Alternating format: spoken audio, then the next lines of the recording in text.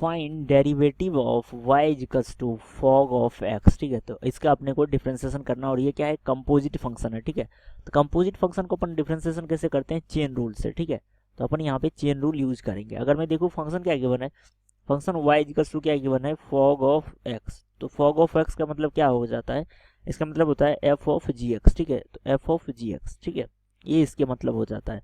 अब अगर मैं इसका डिफरेंशिएशन करूंगा, ठीक है, तो dy ओवर dx, तो इसका डिफरेंशिएशन करेंगे तो ये क्या आ जाएगा, d by D x of f of gx, ठीक है। तो ये अपने पास आ जाएगा।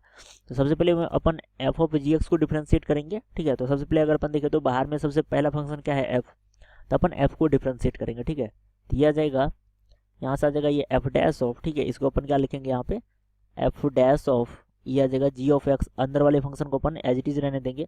अब अपन अंदर वाले फंक्शन को डिफरेंशिएट करेंगे, d by D x of g of x, ठीक है। अब अगर अपन देखें तो ये वैल्यू तो आ जाएगा अपने पास f dash of g of x, और ये वैल्यू आ जाएगा, ये आ जाएगा अपने पास g डैश ऑफ x। और अब अपन g डैश के अंदर चले तो ये x है, तो अपन अब x को डिफरेंशिएट करेंगे, ठीक है। g डैश के अंदर चले तो x है, तो x को डिफरेंशिएट करेंगे। तो ये क्या आ गया अपने पास, ये आ गया f dash of g of x into यहाँ पे g डैश ऑफ x, और x का डिफरेंशिएशन क्या आ जाएगा यहाँ पे 1।